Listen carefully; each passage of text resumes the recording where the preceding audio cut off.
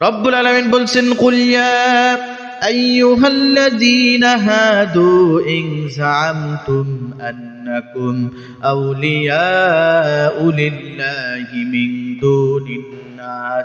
মিন দুনিন নাসি ফাতামান্নাউল মাউতা ইন কুনতুম সাদিকিন।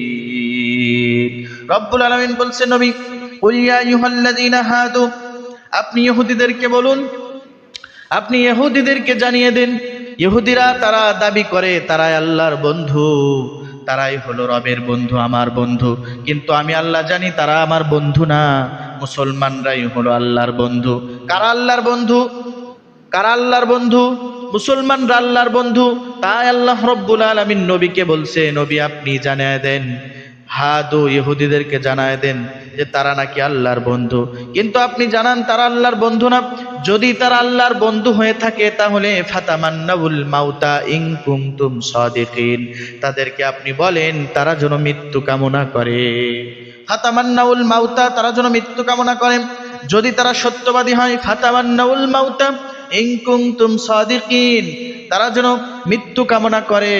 আল্লাহ তাআলা বলছেন তাদেরকে আপনি এই কথা বলেন, কিন্তু আল্লাহ নিজেই বলছে, ওয়ালা ইয়াতামান্নাউনাহু আবাদাম বিমা কদ্দামাত আইদিহিম আল্লাহু আলিমুম বিয-যালিমিন, আমি জানি তারা মৃত্যু কামনা করবে না, কারণ তারা জানে তাদের যে অপকর্ম, তাদের যে কাজকালাপগুলো, তাদের যে এই রীতিনীতিগুলো আমি আল্লাহর কাছে একটাও গ্রহণযোগ্য না। মরার পরেই তাদের ঠিকানা হবে জাহান্নামে। আল্লাহ তাআলা বলছেন, কুল ইন্নাল মাউতাল্লাযী তাফিররুনা মিনহু ফাইন্নাহু মুলাকীকুম সুম্মা তুরাদ্দুনা ইলা আলিমিল গায়বি ওয়াশ শাহাদাতি ফায়ুনাব্বিউকুম বিমা কুনতুম তা'মালুন। আল্লাহ তাআলা বলছেন তারা মৃত্যু কামনা করুক চাই না করুক, মরণ যখন চলে আসবে তাদের একটা সেকেন্ড সময় তাদের দেওয়া হবে না। ইযা জাআ আজালুহুম লা ইস্তাখিরুনা সাআতাও ওয়া লা ইস্তাকদিমুন, মরণ যখন চলে আসবে একটা সেকেন্ড এদিক ওদিক করবে না। তাই রব্বুল আলামিন বলছে, আমি আল্লাহর বন্ধু হও, আমি আল্লাহর বন্ধু হও, আমি আল্লাহর সাথে ফ্রেন্ডশিপ করো, আমি আল্লাহ যেই নীতিগুলো দিছি ও বান্দা তোমরা এগুলো মানো, আর আমি আল্লাহর সাথে বন্ধুত্ব করে তোলো। আমি আল্লাহর বন্ধু যদি হতে পারো, রব্বুল আলামিন বলছেন, আলা ইন্না আউলিয়া আল্লাহি লা খাউফুন আলাইহিম ওয়ালা হুম ইয়াহজানুন।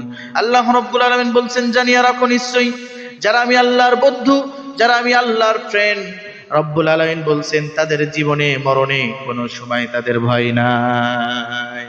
তোমার বুকে রাখো আল্লাহরই ভয়, আসবে না কোনোদিন কোনো পরাজয়, আসবে না কোনোদিন কোনো পরাজয়। ঠিক না ঠিক? এ কারণে আল্লাহর ভয় রাখতে হবে, তাহলে মৃত্যুর ভয় চলে যাবে। আল্লাহ রব্বুল আলামিন বলছেন যারা আমি আল্লাহর গোলাম তাদের অন্তরে কোনো মৃত্যুর ভয় থাকবে না, তাদের অন্তর থেকে মৃত্যুর ভয় উঠিয়ে নেওয়া হবে।